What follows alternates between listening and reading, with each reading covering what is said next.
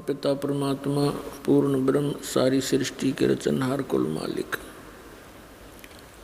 कबीर परमेश्वर जी की असीम रजा से आप सभी पुण्यात्माएं सत्संग सुनने के लिए उपस्थित हुए। प्रथम तो मनुष्य जीवन मिलना दुर्लभ है। असंख्य जन्मों के ये कष्ट उठाकर पशु पक्षियों की योनियों को भोग कर हम एक मानव शरीर प्राप्त करते हैं। मानव शरीर प्राप्त होने पर सतगुरु का मिलना उससे भी दुर्लभ है। तो पुण्यात्माओं, आप कितने शुभ कर्मों से युक्त हैं, आप कितनी अच्छी आत्मा हैं। आप जी को ये दोनों ही दुर्लभ वस्तु सुलभ हुई। आप कोई आम आत्मा नहीं है, आप विशेष पुण्यकर्मी प्राणियों में से हैं। लखबर सूरा जूझ ही लखबर सावत दे और लखबर यति जहान में तब सतगुरु शरणा ले। बहुत बहुत जन्मों तक आप परोपकारी प्राणी रहे हो, ऐसे शुभ कर्मी प्राणी आप रहे हो, कभी किसी का बुरा किया नहीं। परमार्थ में ही बहुत से जन्म आपने व्यतीत किए। लखबर सूरा जूझ ही लखबर सावत दे लखबर यति जहान में तब सतगुरु शरणा ले। और आप जी को परमात्मा कभी ना कभी किसी ना किसी युग में अवश्य मिले हैं।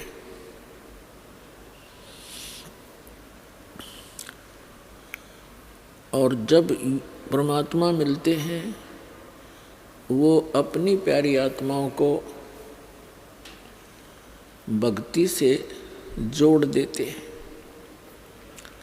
जैसे 600 वर्ष पहले वो परमेश्वर परम अक्षर ब्रह्म सत्य पुरुष, जिसे संत भाषा में परम पुरुष भी कहते हैं, सत्य पुरुष भी कहते हैं, उनका वास्तविक नाम है कबीर साहब, कबीर देव, कबीर परमेश्वर। अमर पुरुष, परम अक्षर पुरुष, सत्य पुरुष, ये उनके उपमा के नाम हैं। सत्य पुरुष माने अविनाशी भगवान, परम पुरुष माने श्रेष्ठ पुरुष, उत्तम पुरुष, और परम अक्षर ब्रह्म, परम अक्षर पुरुष यानी सबसे श्रेष्ठ, सबसे वास्तव में अविनाशी परमात्मा। तो यहाँ वो परमात्मा 600 वर्ष पहले भारत वर्ष की इस पवित्र भूमि पर, वैसे तो परमात्मा के लिए कोई बाधा नहीं है, कोई सीमा नहीं है, क्योंकि परमात्मा कहते हैं बलक और विलायत तक हम ही धारे भेख।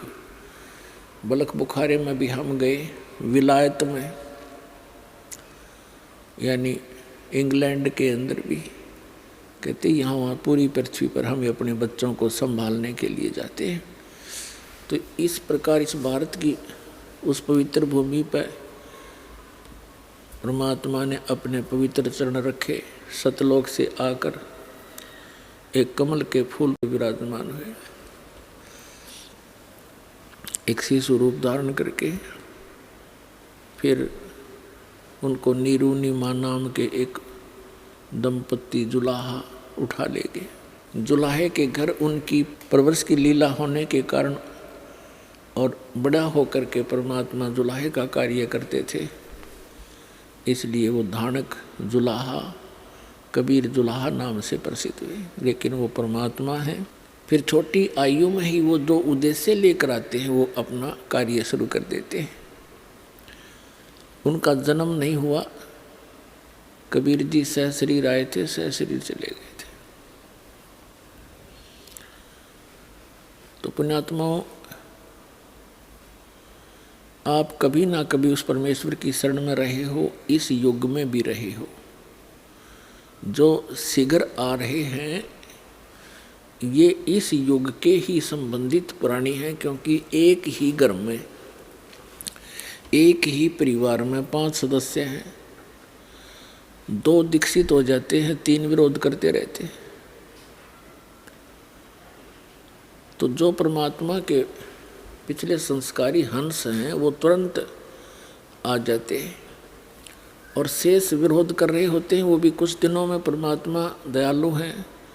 जिस घर में भगवान की वाणी शुरू होगी, भगत मंत्र जाप करते हैं, तो उनके अंदर भी उसका असर होगा, और धीरे धीरे फिर वो एक दिन उनके ऊपर जो पाप कर्मों का दबाव है वो हट जाएगा। उनकी आत्मा में फिर कुछ चेतना आएगी, तो वो भी दीक्षित हो जाएंगे। वो थोड़ा देर से आएंगे, आना पड़ेगा। अब इसका कारण क्या है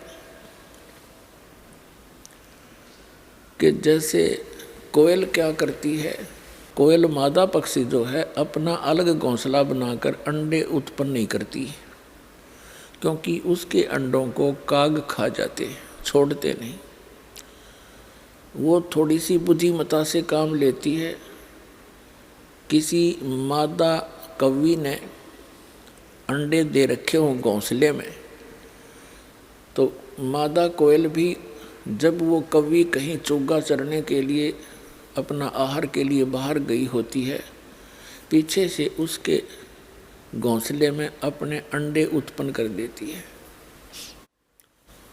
जब वो कौवी वापस आती है तो देखती है कि 2 अंडे थे, 4 कैसे हो गए। वो ये पहचान नहीं पाती कि मेरा अंडा कौन सा है, इसलिए वो चारों को ही सेवन करती है, चारों को ही परवरिश देती है, और फिर वो अंडों से बच्चे जब निकल जाते हैं उनकी शक्ल भी एक जैसी ही होती है, और कौवी का उन चारों के अंदर वैसा ही मोह बना रहता है। मादा कोयल दूर से बैठकर देखती रहती है। जब वो बच्चे उड़ने योग्य हो जाते हैं, कुछ दूर तक उड़कर वापस घोंसले में आते हैं, थोड़ी सी दूरी पर वृक्ष पर बैठकर कोयल वहाँ अपनी बोली बोलती है, कुहू कुहू की आवाज़ लगाती है। जो कोयल वाले बच्चे होते हैं वो अपनी माँ की वाणी को सुनकर, आवाज़ को सुनकर ऐसे चौकन्ने होते हैं, और कौवे वाले वो वैसे ही अपना मस्त रहते हैं, उनका उसकी वाणी का कोई असर नहीं होता। और कोयल बोलती है तो वो कोयल वाले बच्चे उड़कर उस आवाज़ को पहचान कर, आकर्षित होकर उस आवाज़ की तरफ चल पड़ते हैं। वो कोयल भी उड़कर चल पड़ती है और कुहू कुहू करती जाती है। वो बच्चे भी उस आवाज़ के साथ साथ वो बहुत दूर निकाल ले जाती है। कभी कुछ देर तक उनका पीछा करती है कि मेरे बच्चे गए। जब वो बहुत दूर चले जाते हैं तो सोचती है कहीं दूसरों को कोई हानि ना पहुंच जाए, वो वापस आ जाती है, उनका पीछा छोड़ देती है। तो पुण्यात्माओं,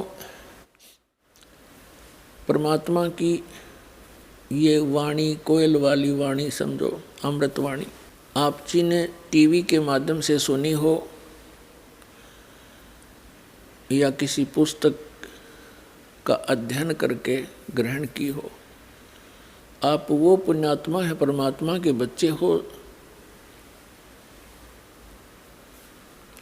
और परमेश्वर ने अपनी वाणी बोलकर आपको आकर्षित कर लिया और आपको शरण में ले लिया, क्योंकि आप उसके बच्चे हो। और जो आ नहीं रहे हैं वो कभी भी परमात्मा के चरणों में लगे नहीं, और आ जाएंगे घर के सदस्य तो वो भी परमात्मा के बच्चे कभी ना कभी उसकी शरण में रहे हैं। अब जैसे क्या बताते हैं कि तुलसी पिछले पाप से हरिचर्चा ना भावे, और जैसे जवर के बेग ते भाई भूख विदा हो जावे। जैसे किसी को जवर हो जाए, मलेरिया हो गया,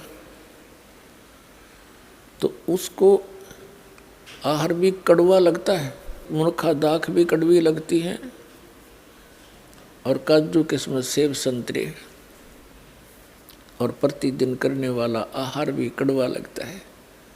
वो पदार्थ कड़वे नहीं है, उस जवर ने उसके शरीर की व्यवस्था बिगाड़ दी, जिसके प्रभाव से उसको स्वादिष्ट पदार्थ भी अस्वादिष्ट लगते हैं। तो इसी प्रकार कबीर तुलसीदास जी कहते हैं, तुलसी पिछले पाप तय हरिचर्चा ना भावे, और जैसे जवर के बेग से भूख विदा हो जावे, तो उनके ऊपर पाप कर्मों का दबाव अत्यधिक है, उनको पाप कर्मों का जवर बना हुआ है, मलेरिया बन गया। अब किसी को जवर हो जाता है, मलेरिया जवर हो जाता है, उसका उपचार क्या है कि ना चाहते हुए भी वो कुनीन की कड़वी कड़वी गोलियां खानी ही पड़ेंगी, और उन कड़वी दवाई को खाने से ही उसका मलेरिया जवर शांत होगा। और जितना नॉर्मल होता चला जाएगा उतनी ही भूख उभरती चली आएगी, और जब जबर समाप्त हो जाएगा, वही व्यक्ति जो पहले एक ग्रास भी मुख की तरफ नहीं कर सकता था, अब वो लुखी सूखी 3-3 4-4 रोटियां खाने लग जाता है।